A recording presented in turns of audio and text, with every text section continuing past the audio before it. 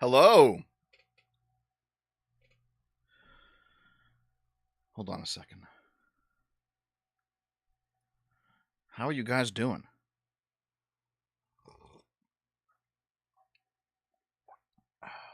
Coffee, coffee. Sip on your coffees, friends.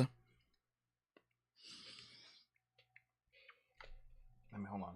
I'm gonna plug in my headphones, get them recharged. I don't think I'm using them this stream. What's up?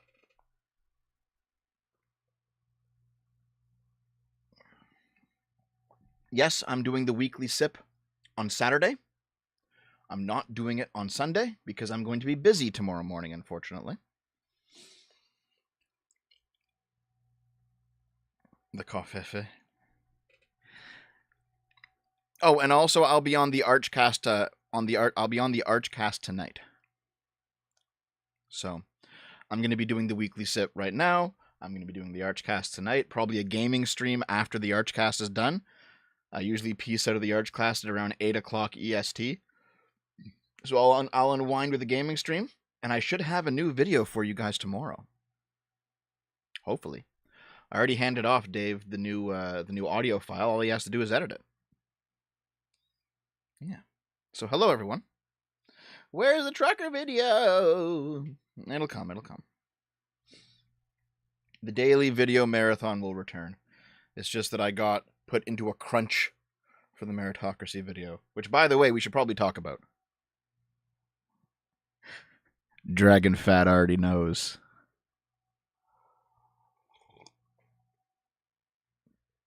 Oh, I was concerned it was Sunday. You, lost time.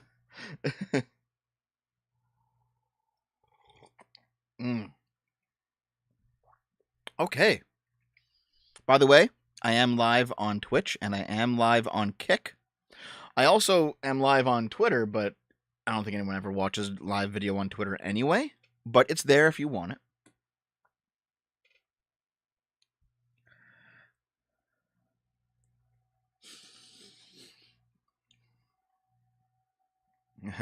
I always know. Where's the Among Us video? The Among Us video!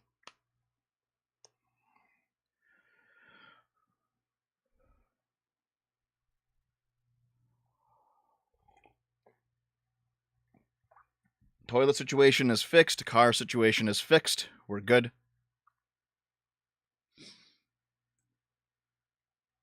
It's now called... Yeah, Twitter's now called... Yeah, Twitter streaming and videos is now called X video. Fuck, that's funny. Dude, Elon's so stupid.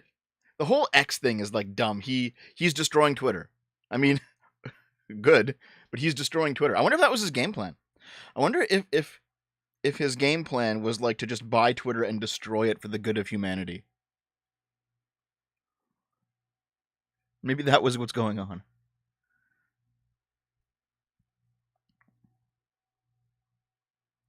I heard you're doing a based practical and idealism on not hearing your odds with another listening to live by Leonard Paklow, especially on his time with Alan Greenspan, importance of integration.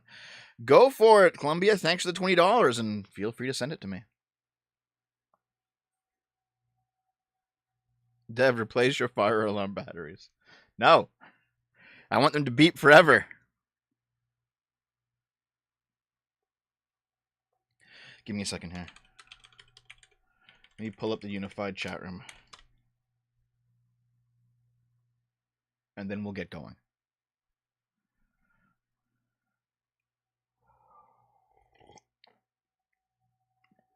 What is Bomb Rush Cyberfunk, dude?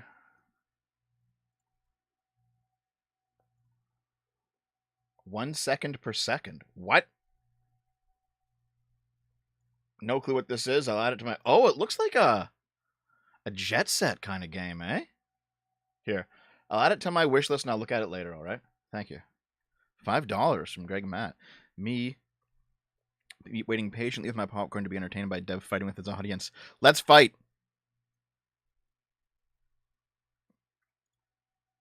Oh, hold on. Give me a minute, guys. Give me a minute. I'm pulling up the chat room where I can see everyone's chats.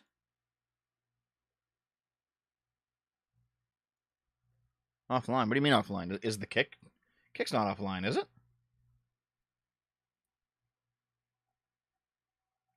Nope, Kick is live. Kick is live. Restream. Yep, Kick is streaming.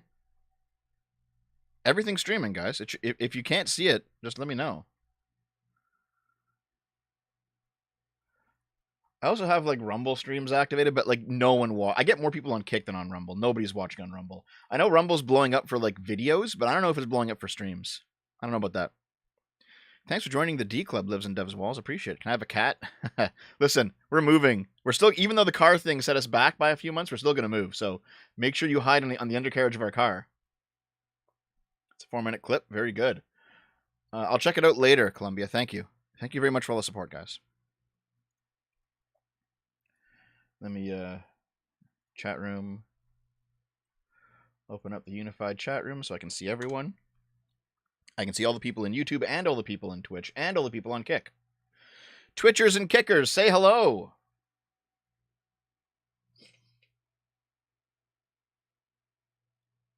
Yeah, Rumble's pretty good. I just have no audience on it, you know?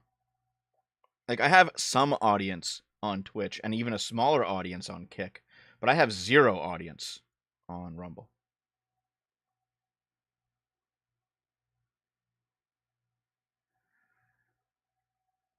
Twitter's still Twitter. The parent company is now named X. Yeah. For some reason, Elon's had like a fetish for the letter X. I don't know why. Maybe because he grew up in the 80s and 90s where it was cool.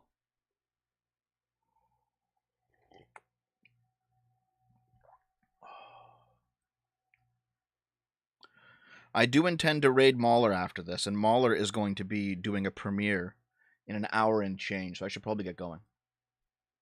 Okay. As always, please consider supporting the stream through whichever method you like. Twitch, YouTube, Patreon, Subscribestar. You know what's going on.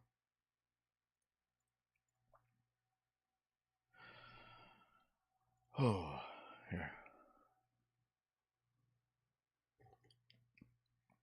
When am I going to lose weight? Hopefully soon. $5 from Zontar. Thank you. Otakuthon's better than Anime North. We got hentai screenings. It's in one building, and it's next to Chinatown on top of a metro station. Why would I want to go to a hentai screening? Twitter won't die because 2 whole generations have hitched their identities and lives onto the platforms, either wholly or passively. It's the new 4chan. Yeah, but it sucks. Twitter sucks, though. Okay, let's get going. This is a relatively serious topic. This is a relatively serious topic, and you guys will be disappointed in me. I'll read this final super chat, then we'll go. $10 from Game Fu Master. Appreciate the video on meritocracy. Basically, my idea of how capitalism ultimately ended up being anti-capitalist with monopolies. Yes. Okay, so I know a lot of you really enjoyed the meritocracy video, and I did work very hard on it. However, I am immensely disappointed in it for several reasons. Those of you who were there at the initial premiere, you heard that there was a lot of audio bugs in it, and there was a lot of very poor editing. As you know, I was rushed with that video. And if you've been following me for any length of time, you know exactly why I was rushed. There was my appearance on Adam and Sitch. I'd already pushed that back twice. I couldn't push it back again. I had to get the video out before I talked to them about the topic of meritocracy and elite theory and the iron law of oligarchy. This is all stuff that like Sargon's been talking about, and Aiden Paladin, an academic agent. They've all been talking about this for like a year, and I felt like it was kind of time for me to talk about it on my own channel. So that's basically the situation, is that there was that, and those are the car shit. If you've been listening to me, I rushed that video out, and I am very, very not happy with it. I'm very not happy with it. Hold on, I'm gonna adjust my chair. I don't like how slapdash it ended up being. You know, if you compare that to my Antonio Gramsci video, the editing, the writing, way better. Way better. My 3 forms of fascism, same thing. Way better. All right? Dragon Fat's making popcorn. I talked about this with her last night, so she already knows what's coming. There's another problem, though. I would estimate about 40% of it Suspiciously sounds a lot like Kraut's previous videos. And that's because I did, in fact, inadvertently plagiarize it. Now, I say inadvertently because whenever Kraut puts out a video, I get the books that he cites in the video and I read them. So I read them, I came to the same conclusions, and then when I wrote my video using the books from his video from like 2 years ago or something, man, it sounded a lot like his video. And it's just my fault. I should have caught it. I didn't caught it until after I published it. And it's my fault. Here, I'll show you exactly what's going on. I'll pull up my screen here, okay? Let's see, where's the... I'll zoom in a bit. Okay. Here. So this... Someone says it's not plagiarizing him, it's just the book. It sounded a lot like his video in retrospect. And that was my fault that I didn't catch it. And I'll tell you why. Okay, so... Kraut posted this on his community page. I share the scripts I write for videos with my patrons before I turn the videos. Now, I'm not one of his patrons. But it was brought to my attention today that another YouTuber stole a script of mine that I had been researching for months and had not had the time to turn into a video yet. And he turned it into a video for his channel as if he had done the research. I just want to say that was not cool. Don't do it again. If you do it again, I will call you out. And then he said, no, I'm not going to tell you who he is. He probably knows he fucked up. I want him to learn and give him a second chance. Everyone deserves a chance to learn from mistakes. And then in replies to somebody else, he said he already apologized and said he won't do it again. So lots of people in here are making guesses. Some of them guessed me. Some of them guessed other people. But yes, it was me. And I've talked to Kraut about this in private already. And we've talked it out. No, guys. I don't want you... I appreciate your defense. And even my girlfriend came out to defend me on this. But no, he's referring to me. And I'll tell you exactly how, okay? So I posted this, but it didn't go... Where is it? I posted this comment, but it didn't go public. He blocked it from going public. I don't know if it's because he just doesn't want me to comment on it publicly. Maybe because he doesn't want me around. Maybe because he doesn't want me to destroy myself. But nonetheless, I'm going to set the record straight of what I did. Okay? I'm going to read it to you. So I posted this on his community page, but only I can see it. If you go there right now, you won't see it. Okay? So, here, Kraut, it's okay. I'll call myself out. However, unfortunately, you're not entirely correct, and you blocked me on Discord. He unblocked me, by the way. We talked about it. You blocked me on Discord while I was in the middle of explaining it to you, so I'll explain it here. I watch your videos multiple times. They're quite ingrained in my brain at this point. I also read the books you cite in the description of your videos, so that I can understand the concepts on my own. I got into an argument with Adam, Sitch, and Sargon on a stream, and I realized I need to do a video on the topic. I also realized that many of the books you used were relevant. Our mutual friend Ravignon told me that the way I wrote parts of my video that cited the same books that you did in one of your videos were very, very similar. After rewatching it, I agree with him, and I'm sorry. I think I have rewatched your video in question a dozen times. I didn't intend for it to come out like yours, but it absolutely unquestioningly did come out like yours, and that is simply my fault. Kraut's audience, you are free to gang up on me for this if you like. However, I did not take from an unreleased script that you shared with me. Another huge part of my video is about Robert Michael's Iron Law of Oligarchy. And I don't even remember you sharing a script with me about that topic. Turns out he did. I just forgot. He did share with me I've read a lot of his unfinished scripts. One of them was about this. However, I didn't use his unfinished script in my video. You may have, as you shared several with me before they've come out. But no, I took nothing from your unreleased script. You asked me in DMs how I'd even heard of Michael's, as he's quite obscure. You blocked me before I could even explain it.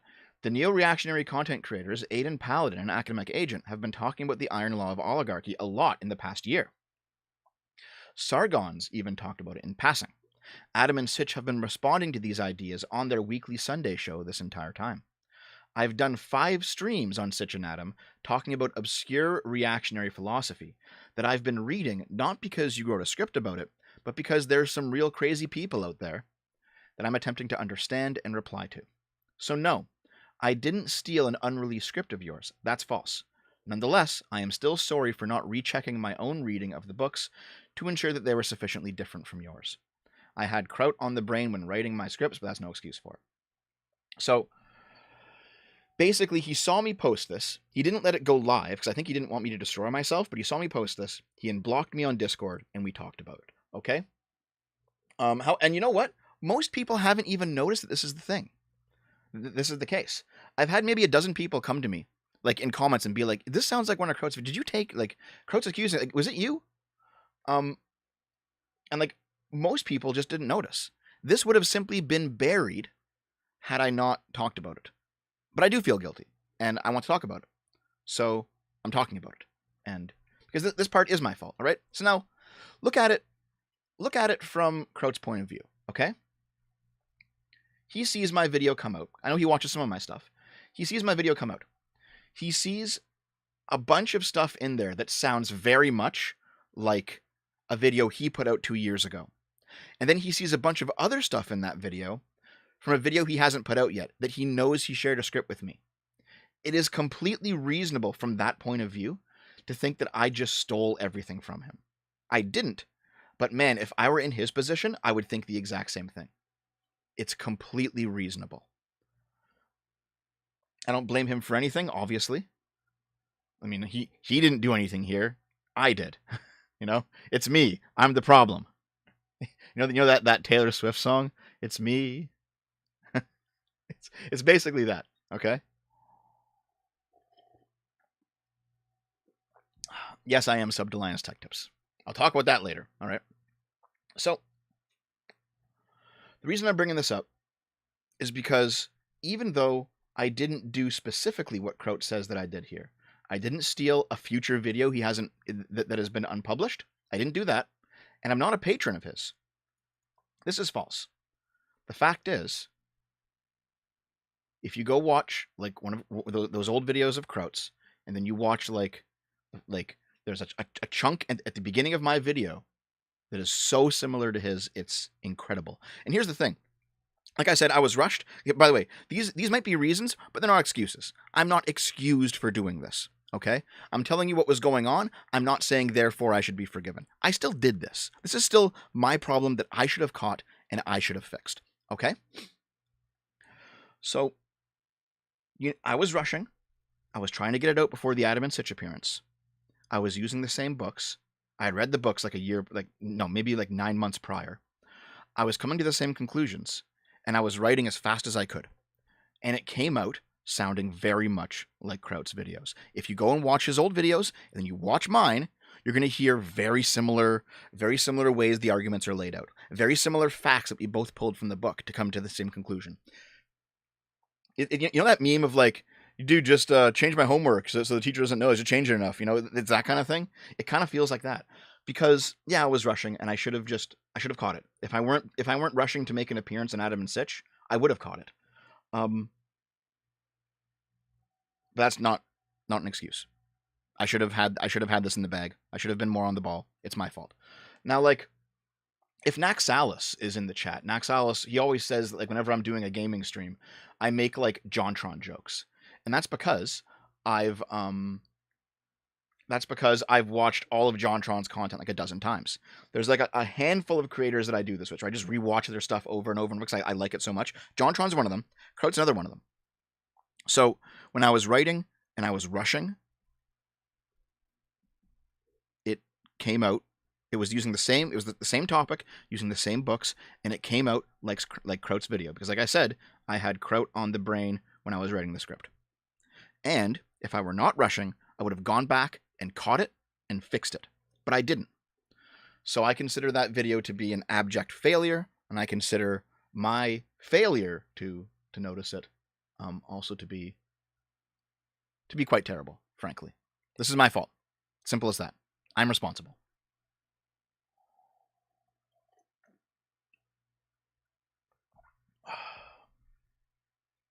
So, obviously, I'm sorry to Kraut.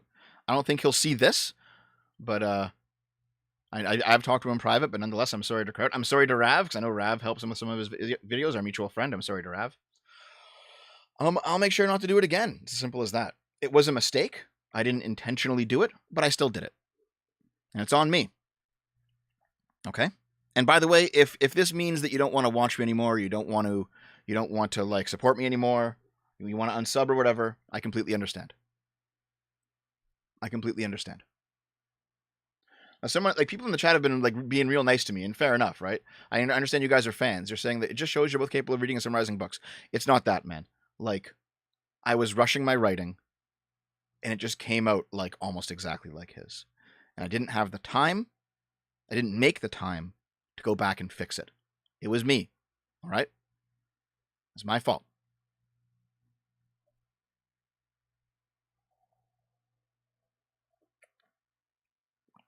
Did I imply Kraut rushes videos? I don't mean to imply that at all. Kraut does not rush his videos. I don't mean to imply that at all. Sorry if I implied that. So, that's the story. Yeah. That's the story.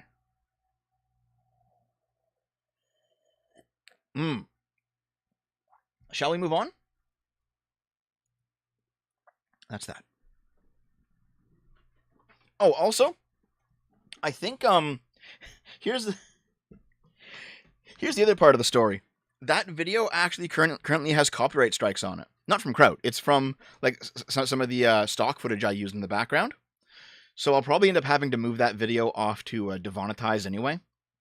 Like my demonetized channel. I'll probably move it over there anyway in the near future. It like so few people noticed that this was going on that I could have just put out more videos and buried it in my backlog, and I would have gotten away with this. I would have been scot-free. But it's been eating away at my conscience, and I'd rather if there's a toll to be paid, I'd rather pay it. I didn't intend to plagiarize, but in the end I plagiarized. And that's that, and I'm sorry, and I won't do it again.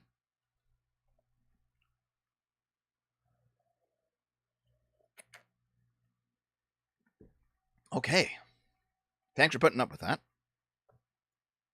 I don't know how much of that it was me just self-flagellating and me legitimately informing you of something you might want to know, but it's there. It's out there. Here, I'll read the super chats and we'll move on to today's articles, okay? So I do have a bunch of articles we should look at. Also, I might like clip that into a little piece and put it up as a separate video so people know what's going on. Or maybe I can just link it to Kraut and be like, here, man, like just look at this, you know? Maybe I'll do that. You know, maybe I'll do that. Maybe I'll now that I've said it publicly, maybe I can just send it to him and be like, listen, I know that you tried to like block my message from coming out and you wanted me not to fucking nuke myself, but I did it anyway because it's the right thing to do. Let's go to the super chats.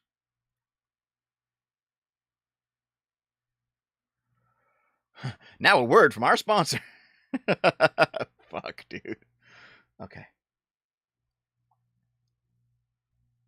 Generic, $5. Finally, now that I'm done college for now, I can watch a morning sip. Here are 5 Canadian shekels to celebrate. Thanks very much, man. Thank you. $2 from Wellington. Twitch has fallen. Billions must kick.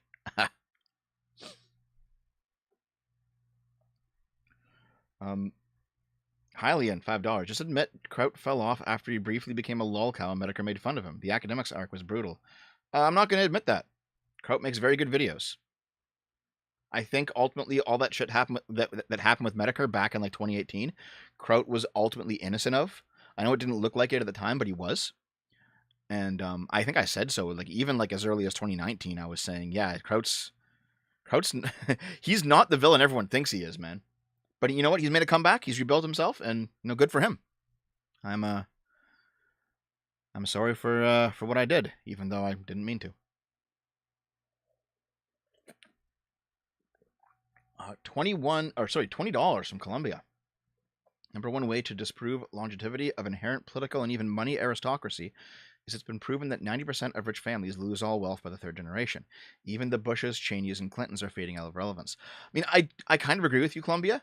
Like, yeah, the 1%, it churns, right? It's new money that's constantly being like coming in and out at the top. But then like the 1% of the 1% of the 1%, they are in there solidly. And that's kind of the problem there, you know? Wait, Dragonfat, did you only come for that part? You fuck.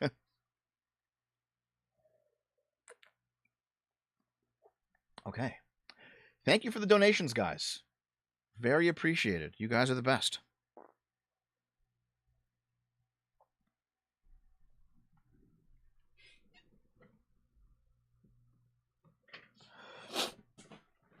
Who are the 1% of 1%? The very rich. That's who they are.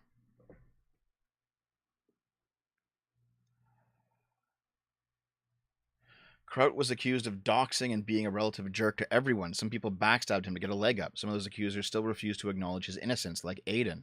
Man, I tried to get like before Aiden and I had a falling out, honestly, over very similar things. I tried to get Aiden to like talk to Kraut and like build that bridge. I was on like a hardcore bridge building arc like 2 years ago, and some people just fucking wouldn't. Some people just wouldn't. And it's like, well, I tried.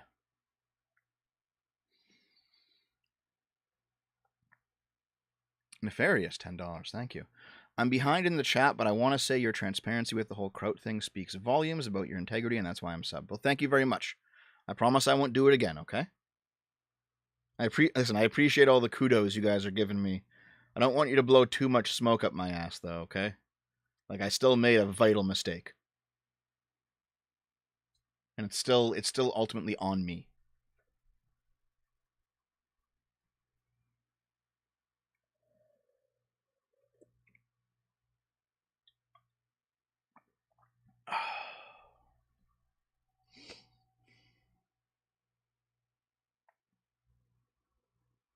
Yeah, here's the thing. When I was on the bridge building arc, I was under the impression that, like, with enough understanding, you can be friends with anybody. And that's true.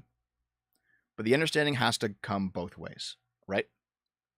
And at some point, when people prove themselves to be so incapable of that understanding, you just have to cut them loose, right? So Sargon and I disagree hardcore. Hardcore. We fight so much behind the scenes now. We're constantly arguing, but you know what? We're good friends because we have understanding. There are people who I disagree with less than Sargon that I can't be friends with because they lack that understanding.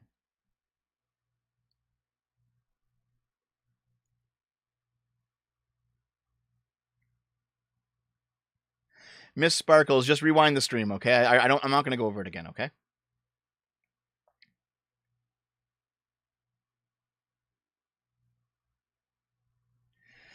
Chef Jeff says, "How can you be sure that you won't make an honest mistake like this again? Seriously, you didn't know, right?"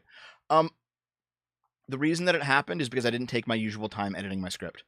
Usually, I'll read it over and I'll think about it and I'll sit on it for a day or two. I didn't do that this time. I wrote it, I put it out, and that was that. I've caught this sort of stuff before, where like I've written something and then I've come back the next day and I've read it and I've been like, oh, I might have like used this wording that I took from this video. I should change it because like we're talking about similar ideas, right?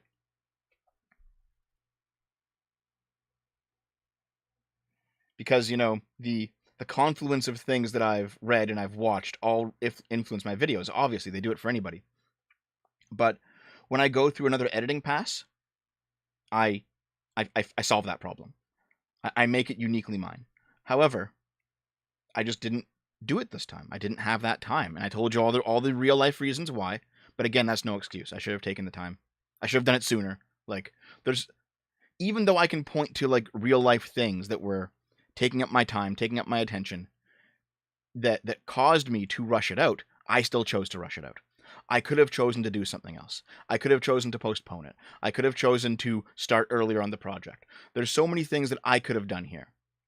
I'm not going to sit here and blame my circumstances, even though they were pretty bad circumstances, the car stuff and the Adam and Stitch stuff. Even though I was crunched for time, I'm not going to blame my circumstances when there were still other things that I could have done. So it's my fault ultimately. That's it. It's my fault.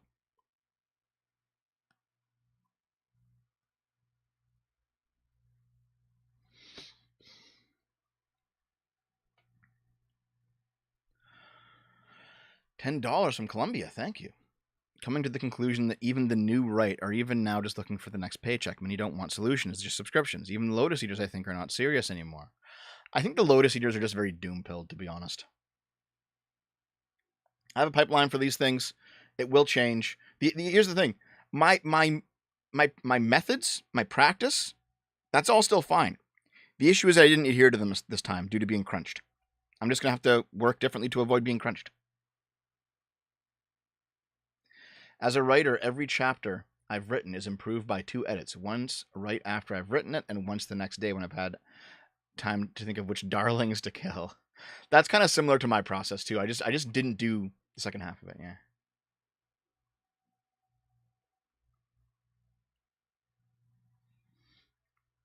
How hard are the call me dev jokes poking? They're not, Spag. It's fun. I know people don't actually, like, Sargon and Arch don't actually mean it. We've had many conversations about it. It's okay. But okay. It's time for articles. Let me pull them up. Let me pull them up, my friends.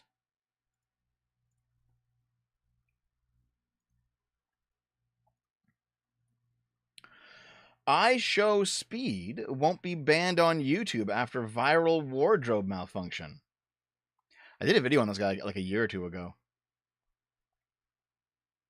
On August 16th, uber popular streamer iShowSpeed took to YouTube to stream Five Nights at Freddy's, a notoriously spooky horror game. During his broadcast, he got jump scared by one of the game's animatronics and turned his fear into a taunt towards the character, pelvic thrusting at the screen. While doing so, Speed accidentally flashed his audience of thousands of viewers and was instantly shocked by what happened.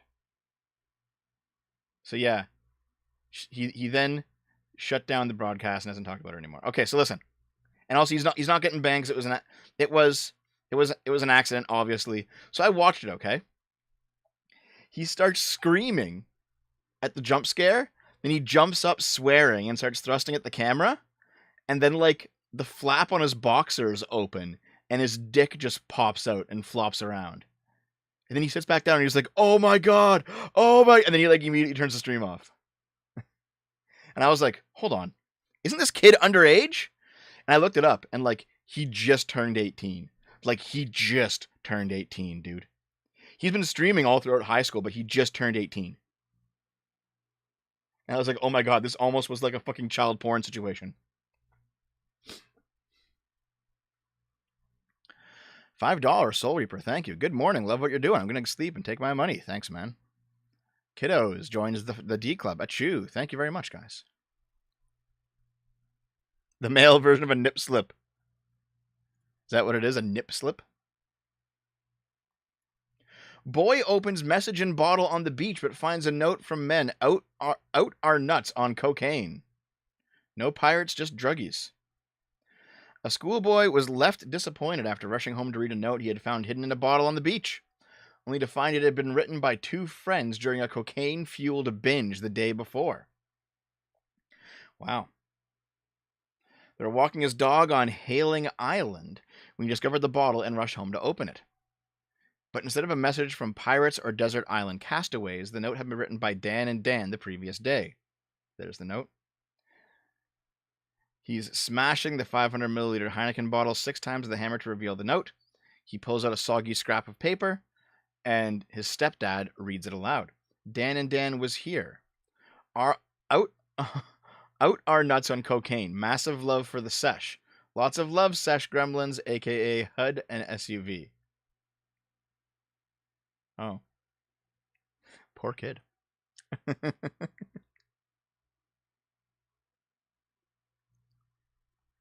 Well, there we go. Microsoft is to shut down the Xbox 360 store next year, guys. Microsoft knows how to kick Xbox fans in the balls. Jesus, everything's coming up about balls today. Last month, the company announced that Xbox Live was being rebranded and rolled into Game Pass. Now we're learning that the Xbox 360 store is being shuttered in 2024. The official goodbye to the nearly 20-year-old shop will happen on June 29th, 2024. Existing purchases will not be affected by this change. However, if you've been eyeing some DLC for an older title, you'd better buy it soon. On July 29th, 2024, Xbox will stop supporting the ability to purchase new games, DLC, and other content from the Xbox 360 store on the console and the Xbox 360 marketplace online. Microsoft Movies and TV app will no longer function on the 360, which means TV and movie content will no longer be available on Xbox 360 after July 29th, 2024. So yeah, if you bought movies or games online on the 360, that's it, buddy. They're gone after 2024. Now, to be fair, like, it does cost money to maintain it, right? And that sucks. It sucks that it costs money to maintain it, and the games are, they're still there. You can, like, play 360 games on the Xbox Series X. I actually bought a Series X and recorded a video that hasn't come out yet. And the video is just, like, testing out what kind of games are backwards compatible in the Series X. However, here's the thing. Like, we still have a 360 hooked up in our studio, right? It's Dave's old 360 from way back in the day.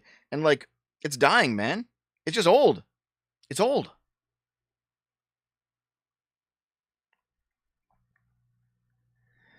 Multiplayer games will not be affected. Let's see. Even after July 2024, you'll be able to play games and connect with friends through multiplayer on the games you purchased, as long as the publisher still supports the online servers. You can still save your games and progress to the cloud, and if you choose to continue any of those available games on Xbox One or Xbox Series X or S, those cloud saves will transfer over. Microsoft has opened a support page specifically for this issue that should answer any other issues Xbox owners may have. Considering MS has delisted several games I've owned that never became backwards compatible with the Xbox One, my only hope is to buy a used 360 and try to recover them. These games include the Xbox Men arcade game, Marvel vs. Capcom 1 v 2, and the High Moon Studios Transformers titles. Well, to be honest, I don't mind losing those games perfectly, because it's like, whatever. But still, like, there are going to be some games that will be lost, and that sucks. Like, if you have any content that you purchased on your 360 account, go download it, dude. Go download it right now. In my opinion, once like consoles like this reach the end of life and they're not like updating anymore and they're taking down online services, at that point they should open source them and let like fans run these services. That's my opinion. They should let fans run these services now. They should let fans like put up their own 360 servers or whatever the fuck and run these services.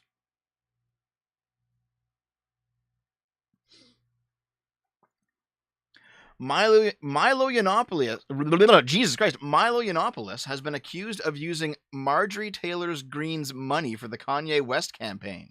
The credit card fiasco explained. Oh my God. Hold on, I'm gonna adjust my chair again.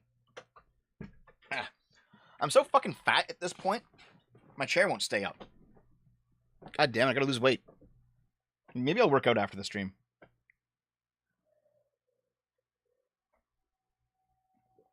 Right-wing provocateur Milo Yiannopoulos used a campaign credit card belonging to Marjorie Taylor Greene. Wait. Is that it? Is that the whole article? Or was it a video? Hold on. Here. Let's play the video. Milo is accused of using Marjorie Taylor Greene's money for the Kanye West campaign. Okay. We got it. Let's see.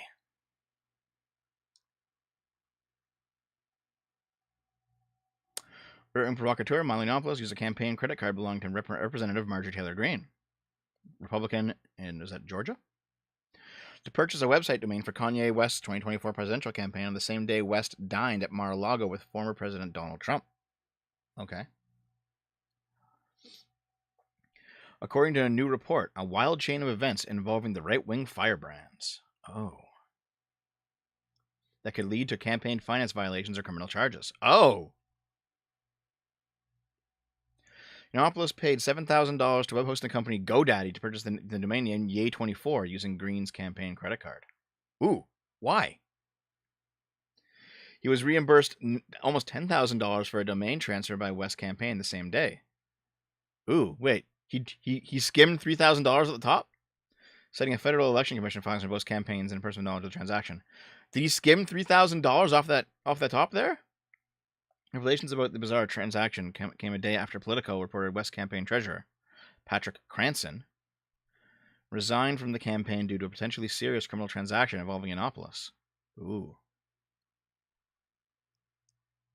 With Cranston reportedly telling West in a letter, Jesus Christ, beat it up. Why couldn't this be an article? that Yiannopoulos submitted falsified invoices for expenditures that would be deemed unlawful. Oof.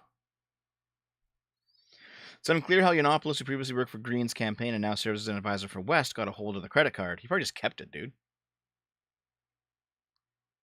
Or had it like saved in his phone or something. Or whether Green or her team had knowledge of the alleged transaction. Milo's just fucking everyone over around him. Like, he's a fucking loser at this point. Yiannopoulos accused Krasn of a venomous attempt to hurt West's campaign on his way out, calling his accusation ridiculous, and easily proven claims, he told Politico. Okay. Campaign finance experts told the Daily Beast that a transaction could amount to an unreported in-kind contribution to West's campaign from Green. Well then. If the payment was made without her knowledge, Yiannopoulos could be charged with theft or using campaign funds for personal use. Good. Since he appeared to charge the West campaign an extra $3,000 for the purchase. West, who has not declared his candidacy in 2024 or registered with the FEC, announced in a video he was running for president. Isn't that called declaring it, though? Following his infamous meeting at Mar-a-Lago with Trump and white supremacist Nick Fuentes. Oh, Nicky! In it, West, who goes by Ye, said he asked Trump to be his running mate, angering the former president. Like, that's a Giga Chad move, isn't it? Who started basically screaming at me at the table, telling me I'm going to lose. It's like, here, be my VP, Trump. West fired Yiannopoulos from his campaign after Yiannopoulos claimed he set up the meeting, but rehired him in recent weeks. A chain of events that appears to have led to Cranston's resignation. Yiannopoulos also reportedly fired Fuentes. Yeah. And 2020 election denier and Stop the Steal organizer Ali Alexander from West campaign upon rejoining the operation. Yiannopoulos, a right-wing influencer known for incendiary, racist, and anti-Semitic rhetoric, calls for violence against journalists. I don't know if he said that. He said some crazy things. I don't remember that. Maybe. Accusations of promoting pedophilia has teamed with West as the rapper has increasingly devolved into extremism. West lost his contract with Adidas amid a feud with the company, which he said he raped and stole his designs. Oh my god. Okay, that's enough. That's enough of Kanye West nonsense. Jesus. Petro, thank you for joining the D Club. Listen, man, I'm glad you appreciate the video, but rewind to the start of the stream and watch what I talked about. I talked about it, and I'm not happy with it. And there's some serious problems with it. Just rewind to the start of the stream and listen to it, okay? Before in case you want to refund your $5. But thank you. Okay, enough of this fucking nonsense. Let's put the chat back up here. Hold on. Wait, I'll put this here actually. Ding. And then a ding. Okay. Oh yeah, check this out.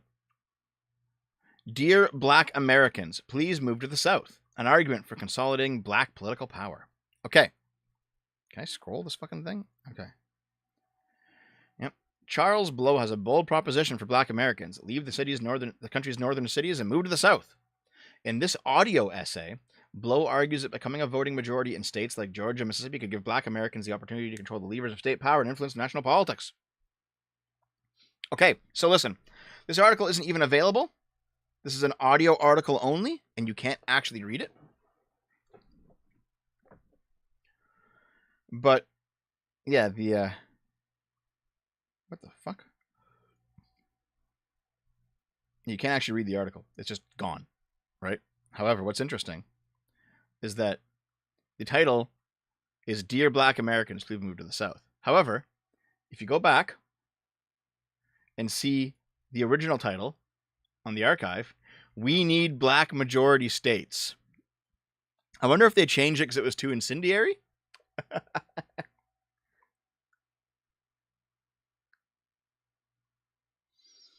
I wonder if that's what's going on, because it's been much, isn't it? Awesome looking Simpsons hit and run fan remake is complete, but will never be released. An ambitious Simpsons hit and run fan remake is now complete, but its creator says it will never be released. The creator, Reuben Ward, remade Radical Entertainment's much-loved 2003 action-adventure from scratch, figuring out how the original Grand Theft Auto 3 inspired game was coded, and remaking every little detail and feature in Unreal Engine 5. In a new video published on YouTube, he declared the project complete. This latest version began a year ago after Roos pulled an earlier version offline to avoid potential legal issues with Disney. Yeah. So he made a remake. I remember playing this game a lot in 2003, and I loved it. He made a remake? Eye-catching changes include remaking the Simpsons family car to better fit with the game's art style, an obvious graphical bump, in-game cutscenes, and explorable open world. It's a project fans would love to see released, but he said it will never happen. In a disclaimer video, he said, "This is a fan remake for entertainment purposes. This game will never be available to download. Please do not pester my poor Discord mods for a download link." Yep. So yeah, even though the game is in 2021, Simpsons writer Matt Selman explained that we will not see a remake anytime soon. He'd love to see a remastered version, but it would be a complicated corporate octopus to try to make it happen. So this guy just did it, and it can't come out. It can't come out because it's entirely fan-made, and he doesn't want to get sued into the fucking ground. Maybe it'll accidentally leak. Oh yeah, dude. Listen, there was a Chrono Trigger mod that accidentally leaked like a long time ago. What was it called? Hold on. There was a big drama about it.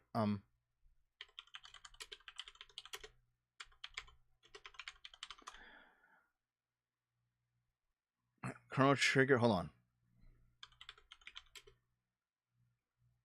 Yeah. Hold on. No. This is something else. Shit. Someone made a really crazy, hyper in-depth Chrono Trigger mod. And it was like a new game that was in between Trigger and Cross. And then they were right as they were about to leak it, Square Enix sent them a cease and desist. And then like 6 months later, after everything died down, it appeared on torrent sites with the caption, "I found this really cool mod when I picked up a flash drive off the corner of the road. I was walking to the store and I found a flash drive on the road and I picked it up and it's a really cool mod. I'm going to upload it." And it's like, listen, dude, we know exactly how the fuck, like, we know what's going on here. We know how you fucking got this out here, right?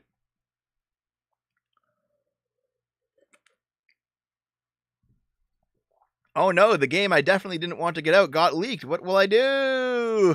Exactly, dude. Exactly. So yeah, this might happen in like a year or something. This will like be leaked quietly. Lives and Devs Walls just upgraded his membership. Thanks very much, man.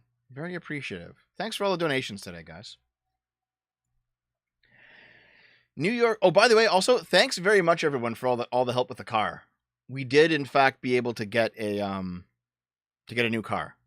We have a new car now. Thanks for all the donos last week. You guys really came through. You tossed me a lot of money, so I really appreciate it. We were able to like just squeak in and get a new car. We used up a lot of our savings, but like, thank you very much for all your help. $8. Tricky Mario, thank you.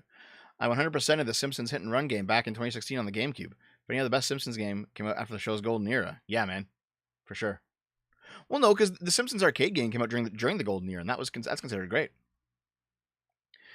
New York Times shocks readers with a story ranking the 5 best clitoral vibrators. What? Many New York Times readers were not thrilled after the 171-year-old paper spent 150 hours of researching and testing to find the top 5 clitoral vibrators.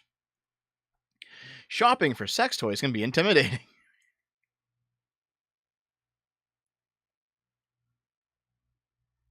Okay. All right. It can be intimidating. They interviewed sex researchers, crowdsourced opinions, worked with 11 volunteers who tried 30-plus vibrator models to compile the list. The consensus landed on the $150 Magic Wand Rechargeable as the top choice because of its quiet motor, easy to clean silicone, and 1-year warranty. However, some readers were turned off by the subject matter. I'm sorry, but for the New York Times to be reviewing vibrators is beyond the pale for me. I can just imagine after I'm gone, my kids fighting a vibrator next to my bed.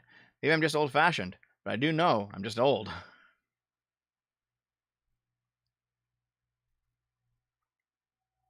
Yep. There you go.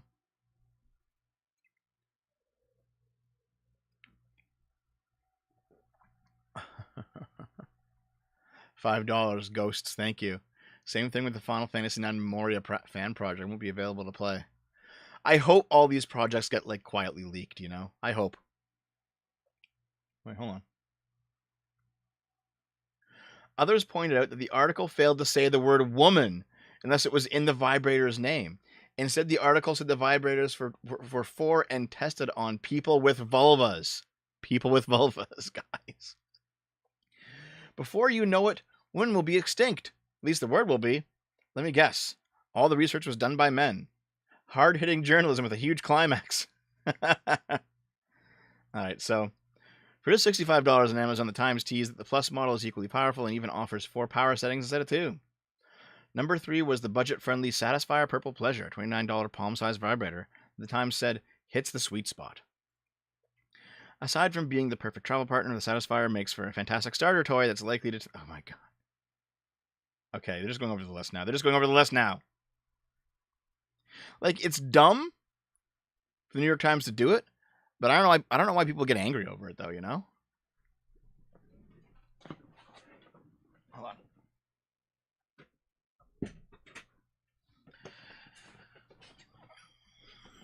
Oh, there's actually a Final Fantasy IX remaster coming. Oh, I didn't know that, dude. That's cool. They already did like a Final Fantasy VIII remaster. Okay. Car goes airborne. Oh my god, can you see this picture close up? Jesus, it went airborne. Look at that. How'd you get up there, dude? Car goes airborne. Crashes into the second floor of house. A family in central Pennsylvania has major repairs to do after a car crashed into the second floor of their home. My god. But how did it get up there? The driver of the car was injured and was taken to a local hospital, but his condition was not known. The residents of the home were checked out at the scene. The crash was an intentional act. The driver was attempting to inflict self-harm due to a mental health episode.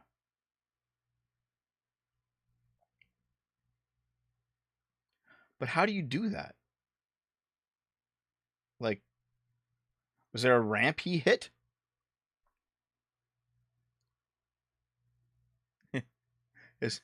It's kind of sad, but like, was it like a big pile of dirt on the side, and he guns it, and like just flies off the jump? Elephant on the loose, spotted outside the supermarket in southern Italy. Wow. An elephant could be seen stomping down a highway in southern Italy on Thursday. The animal's heading towards a supermarket. He escaped from a local surface. Okay, do we have like a video of him? Well, there he is. He's going for a stroll.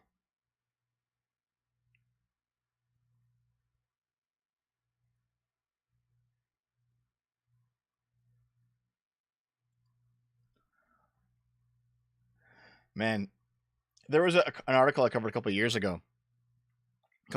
Guys, where like I covered an article a couple of years ago where there was people who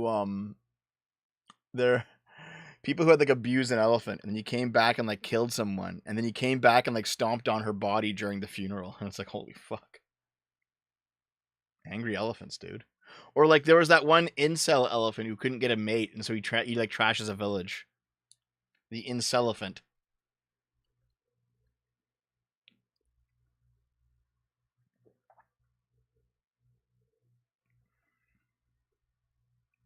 He's just hanging out, yeah. We had a kangaroo get out of a drive-through safari. Damn.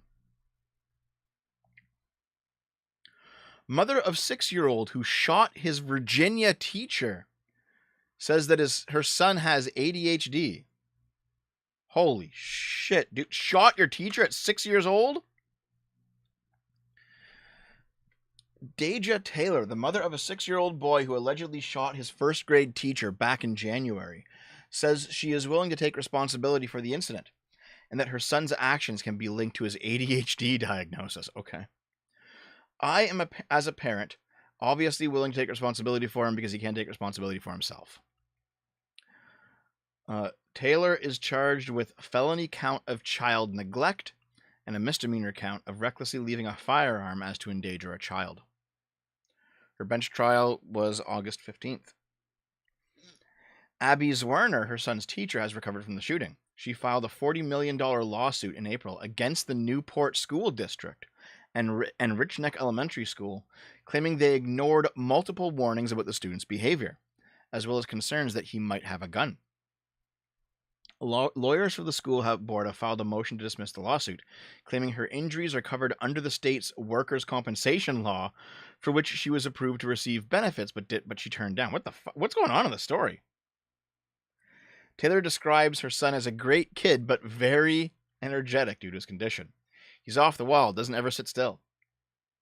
In interviews and in her lawsuit, Zwerner characterized the boy as violent and said he slammed the cell phone on the ground so hard it cracked and shattered. In the lawsuit, she also claimed the child had a history of random violence and that he attacked students and teachers alike.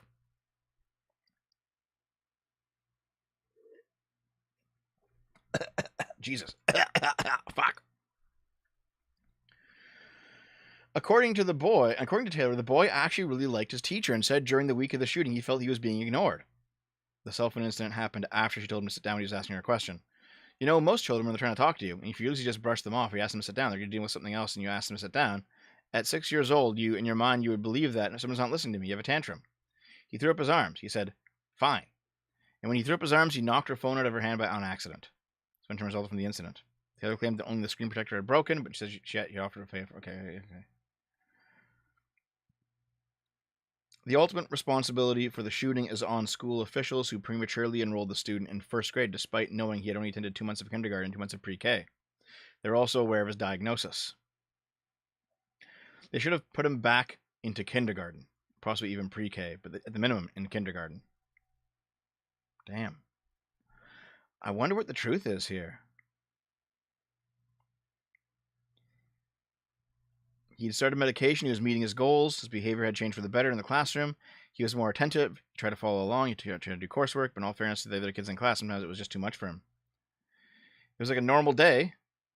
He was happy. This is the day of the shooting. The gun was legally purchased. She last saw it when it was locked, but since then, he said nobody knows how the boy obtained it. At the time, the boy's mental state was frail. She said she was suffering. This is the teachers. She said she was suffering from postpartum depression following a succession of miscarriages and had been hospitalized for a week. Oh my God. Now possibly facing up to 6 years in prison, Deja Taylor says she feels regret. I would just truly want to apologize that the teacher did get hurt.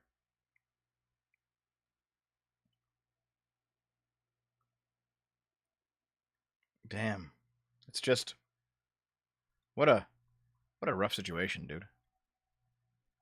Now, is this the same story? Yeah, Virginia 6-year-old who wounded teacher with Abigail Zwerner with the gun boasted, I shot that bitch dead. Okay. This kid doesn't seem like he's necessarily remorseful. Like, oh, he just has ADHD. I shot that bitch dead.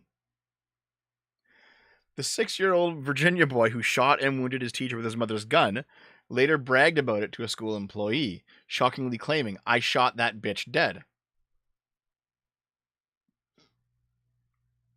After the first grader shot Abigail Zwerner at Rich Neck Elementary School, reading specialist Amy Kovac held the boy until cops arrived.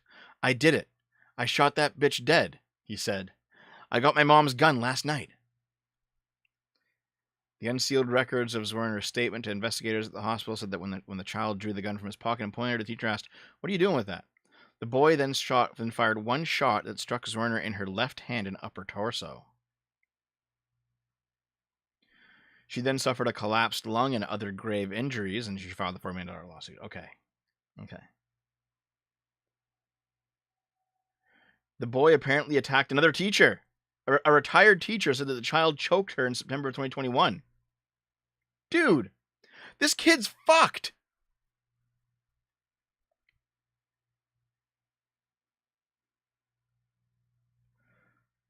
Like, what the fuck, dude?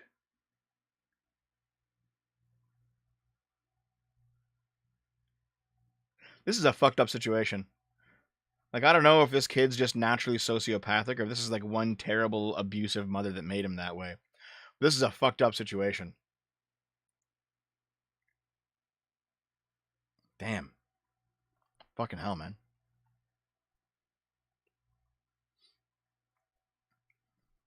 An Italian cheesemaker was crushed to death by wheels of his Grana Padano. Dude. The owner of a cheese factory in northern Italy was killed on Sunday when 15,000 wheels of cheese fell on him, crushing him to death. It took firefighters about 12 hours to move the heavy rounds of Grana Padano to reach the body of Giacomo Ciapparini, who's 74 years old. The freak accident occurred when a 30-foot high shelf in the warehouse broke, causing a domino effect that sent thousands of pounds of cheese tumbling. Wow. Each wheel of the cheese weighs 40 pounds. That's very cheesy. A friend and neighbor of the victim told NBC News that Ciapparini and his son had gone to the facility after getting an alarm signal from a machine that cleans cheese wheels, which were being stored in the aging room of the warehouse. After turning to the problem, the son left while the father restarted the machine. The son heard a massive noise. He turned around and saw his father buried under thousands of cheese wheels. He knows that if he got out seconds later, he would have been dead too. In an interview with the president of the agricultural district where the factory is located, he estimated that the accident has caused about $7.7 million of damages, including the cleaning the equipment that was destroyed in the accident.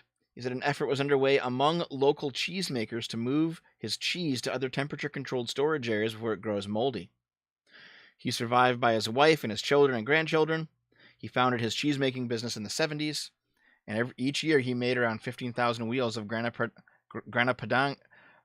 Padano, aged between 12 and 70 months, using milk from cows raised at the factory. Well, R.I.P., buddy.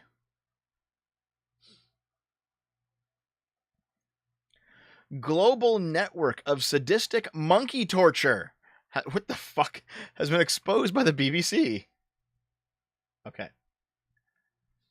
The World Service found hundreds of customers in the US, UK, and elsewhere who pay Indonesians to torture and kill baby long-tailed macaws on film.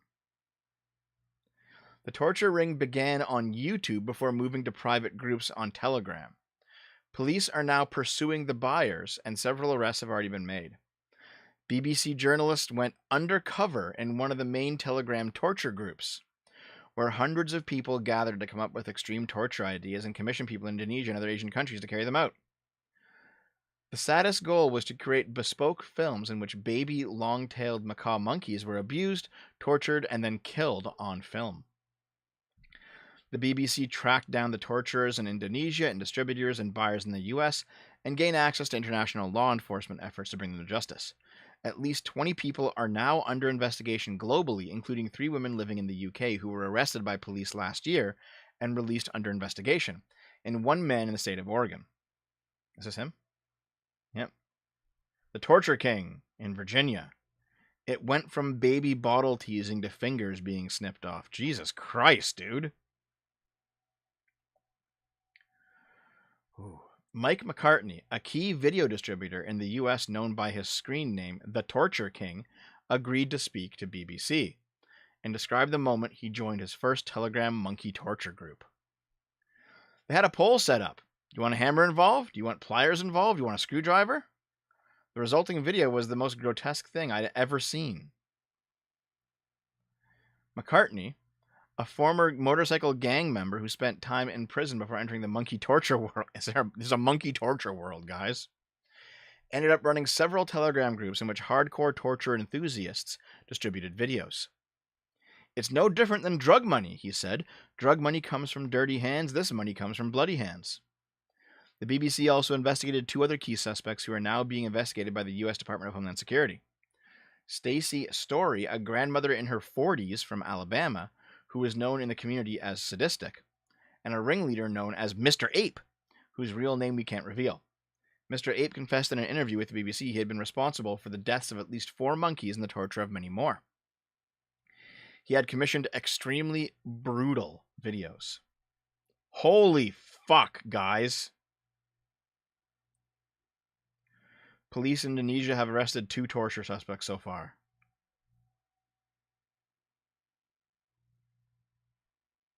This kind of looks like Rem. Fucking hell, dude. Okay. This is pretty disgusting.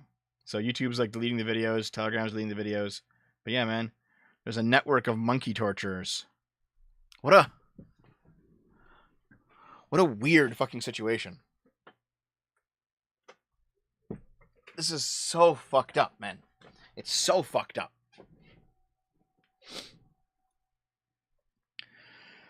Asylum seeker allegedly raped woman in front of 3-year-old in New York City funded hotel room. Jesus Christ. A Venezuelan man seeking asylum in the U.S. has been accused of raping a woman in front of a 3-year-old child in a New York City funded hotel room. Prosecutors say that Jesus Guzman Bermudez, 26 years old, and the victim were staying in a hotel in Cheektowaga that was paid for by the Adams administration, along with 500 other migrants who were recently bused from New York City up to Erie County. He was arrested and charged with rape, unlawful imprisonment, and the endangering the welfare of a child, since the alleged rape took place in front of a 3-year-old child who was in the hotel room.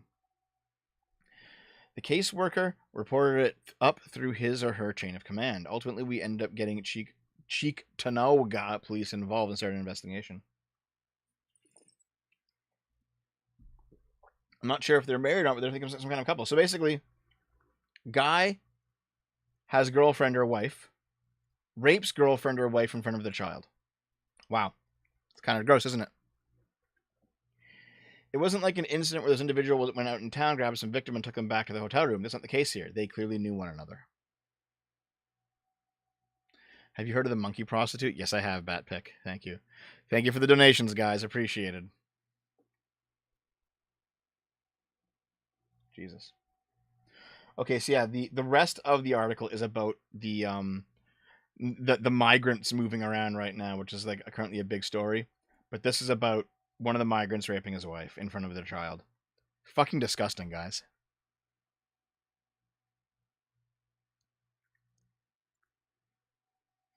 A theater show with an all-black audience that aims to explore race-related issues, free from the white gaze, is accused of setting a dangerous precedent. A theater in East London has been accused of setting a dangerous precedent after urging white people to stay away from a play, so that the audience is free from the white gaze. The theater Royal Stratford East has warned white visitors against attending the July 5th performance of Tambo and Bones, a production which explores 300 years of African American history. Those running the event said they're hosting the one-off blackout event during the play's month-long run in a bid to create a safe, private space for an all-black identifying audience to look at race-related issues. Listen, I identify as black. I am part of a black identifying audience. Let me in.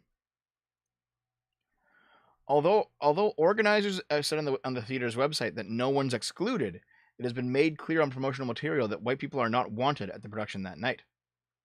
A blackout night is the purposeful creation of an environment in which an all-black identifying audience can experience and discuss an event in the performing arts, film, and cultural spaces, free from the white gaze.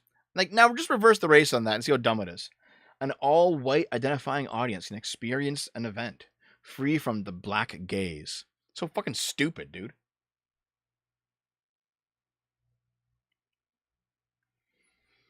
Yeah, this is considered to be a dangerous precedent. Bedfordshire Police and the Crime Commissioner Festus Akinboyse, Britain's first black police and crime commissioner, condemned the event, saying it set a poor and dangerous precedent. He strongly urged organizers to cancel the blackout event. Society is richer and stronger when an understanding of each other's cultures and stories are shared and heard. I believe a blackout concept runs contrary to this education and enrichment ethos. He wants to be able to share this with all people of all races and cultures. He would not have watched the show, which features a majority black or ethnic minority cast, if it had been a blackout performance. That also sets a poor and dangerous precedent, in my view, and is not something I would support. Well, there we go. Yeah, but he's acting white, isn't he? He's part of the white power structure, being the Bedfordshire Police Crime Commissioner. He's not politically black. That's the problem, I guess.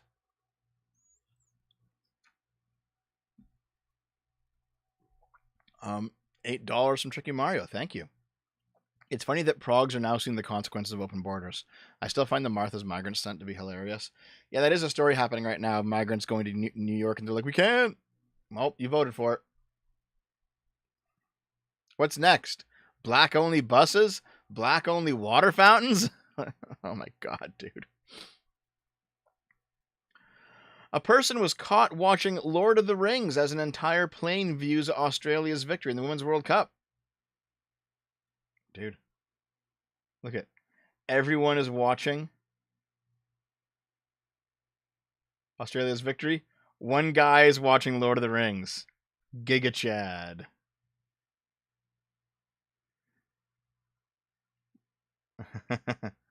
Fuck the World Cup. Awesome. Lord of the Rings is great. There always has to be one. Like, fuck you, dude. Let him watch what he wants.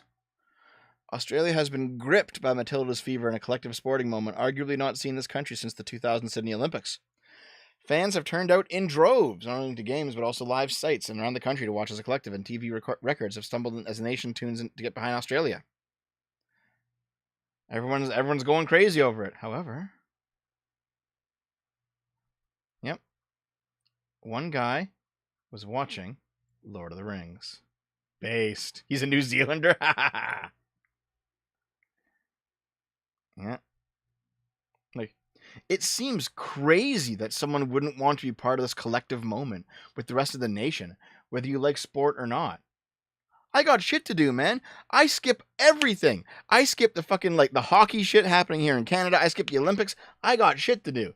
I don't want to be part of this fucking collective moment. Fuck you. All right, what's next? Parents protest. Wait, hold on. Shit.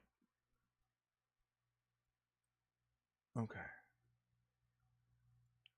Just wait. Okay. Parents protest school after first graders allegedly forced girl to perform a sex act and record it on her iPad. Like, what is this fucking bullshit, guys? What is this fucking nonsense?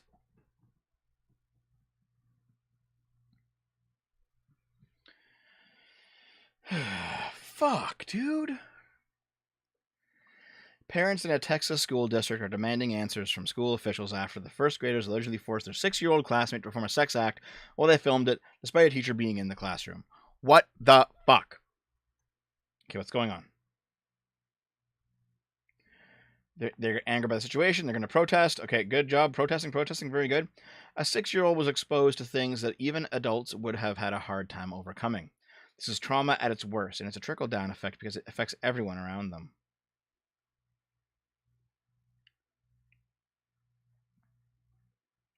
Okay, hold on. Parents who were protesting on Monday reportedly learned about the alleged April 19th incident after the school district called the parent of the first grade girl. After receiving the call from the district, the child reportedly told her family that another student had pressured her to perform a sex act. Heather Gonzalez, an older cousin of the 6-year-old girl, told the news that the girl's family noticed a sudden change in her behavior and indications of distress and complaints of a stomachache. The girl reportedly revealed that a boy had exposed himself to her in the school lunch line and that she had been pulled under a desk and pressured to perform a sex act while another student recorded with a district-issued iPad. They're 6! She said she was hitting him with the poetry book. The girl reportedly claimed the incident did not stop until they let me go. The school district has not provided any answers. Everything was no comment. I can't tell you, no comment. So you mean to tell me that abuse has been happening for a week and a half and these kids are still at the same desk? My cousin is still at a desk with all boys having to see her abusers every day? The students have since been moved to separate classrooms. The school made a report and contacted Texas Child Protective Services when the school officials discovered the video of the incident a day after it happened. He said a state investigator came to Plainview the next week and has been working with local law enforcement. He had asked that we hold confidentiality because he wanted to be sure that he was able to get the full story from each of the students. Fucking hell, dude. Fucking hell. $5 from Zionis. People wonder why kids are shooting their teachers. Jesus, dude. Holy fuck. And then 5 from Tanushi. As a Finn, I find it downright offensive, nay heretical, that you as a Canadian skip hockey championships. Sorry, that's how it is, buddy. Yeah, this is pretty fucking crazy, isn't it? Yeah. Expel them from the fucking school. To be honest, they probably will. Like, they gotta work through the process, right? But those kids are probably fucked, right? Alright, so they are working through it. They collected the student's iPad. She noticed the video. The school system must be very careful in the information it provides. Yep. They visited with the parents and guardians of families. Okay, yep. Everyone's looking into it. Let's see. There have been multiple moms coming out about stuff that's been happening all year. Nothing's being done about it. It's hit its peak, and that's why we're here today to get answers. My daughter comes home with bruises and rashes if she doesn't participate in these little boys' sick games. They will punch her, give her Indian burns, they'll call her names, and cuss at her. You can't have your kid in a classroom like that. You're worried about the education they're receiving, what they're being exposed to. A lot of parents have parental controls on what their kid is able to watch and see at this age, and we do all of that just for them to go to school and be exposed to stuff they should never have seen. Yep, CPS continuing the investigation. What a fucked up situation, guys. Jesus. And here's the headliner. As always, I'll probably save the last 3 for next week because I do want to go raid Mahler. Woman escape after being held in a dog cage in Florida. Cops arrest 4 suspects. The victim in her 40s broke free and ran for her life. The victim had to escape from a dog cage and run to a nearby home to beg for help and end her terrifying ordeal. Now 4 people face charges. The victim, in her 40s, broke free and ran for her life before knocking on several doors and pleading with the neighbors. She told residents at a property on Barnett Place in Pine Hills, Florida, that she had just escaped after being held in a dog cage against her will. Authorities from the Orange County Sheriff's Office arrived at the property at around 2:10 p.m. on Saturday and found the woman with minor injuries. Monica Latrice Reed, Cortez Jackson, Kevin Holmes, and Damon Trump were arrested Sunday and charged with kidnapping, armed kidnapping with intent to commit a felony, and false imprisonment with a weapon. Yep. These 2, and then the 2 kids. Not kids, younger people, 1921. These people kidnapped her, yeah. The unnamed victim was reportedly forced at gunpoint inside a vehicle and her hands were tied with a cord. The suspects grabbed her in an attempt to find out her address in order to retrieve a potentially stolen item. Reed faces an extra charge of aggravated battery with a firearm after she allegedly pistol whipped the woman in the cheek while taking her hostage. The manner in which the firearm was used could have caused great bodily harm or permanent disfigurement. Authorities added Reed and the 3 other suspects did forcibly confine, abduct, or imprison the victim against their will for the purpose of inflicting bodily harm or terrorizing the victim. This was done for the defendant to obtain the information stolen from the victim, namely the victim's address, in regard to potential stolen item. So she might have stolen something, so they kidnapped her, tried to get an address out of her, and then held her in a dog cage. Duct taped her hands and feet together as well as her mouth shut. Fucking wild, dude. She broke free and ran for her life for knocking several doors and pleading with her neighbors. Crazy. They helped physically restrain the victim inside the car while she tried to escape. She was kept inside a dog cage in her backyard before she managed to escape. Police did not provide details on how she managed to escape, but she said she knocked on several doors in the area to seek help. A resident on Barnett Place opened the door and called the police when they heard she was being held against her will in a cage. Fucking crazy. Fucking crazy, dude.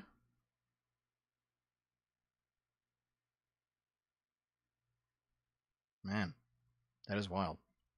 Classy. I don't know if I call that classy, dude. Okay. I'll push ahead the last articles to tomorrow because you know what we should do? Or not tomorrow, to next week. Because we should go raid Mauler. All right, get your coffee cups ready. We're gonna spam the chat with coffee. Coffee, coffee, coffee, coffee, coffee, coffee.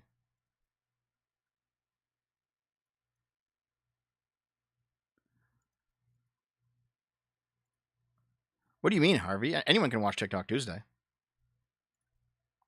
Okay. Looks like there's one final super chat. Thank you very much. Very appreciated. $20 from adherent to Lady Columbia.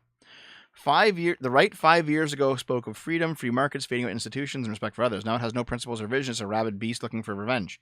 If this is the right, I reject them entirely. Yep, same. I am not on the side of the right. I'm not a rightist. No, I'm not going to do them now. I got to go do some shit before the Archcast, and I don't want to like step on Mauler's toes. So we're going to go raid Mauler. Let's go say hello to him. Thanks for being here, everyone. I really appreciate it. Yeah.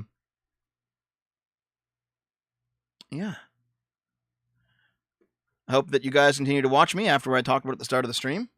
Don't worry, I'll make sure it doesn't happen again. And I'll see you next time. Actually, you know what?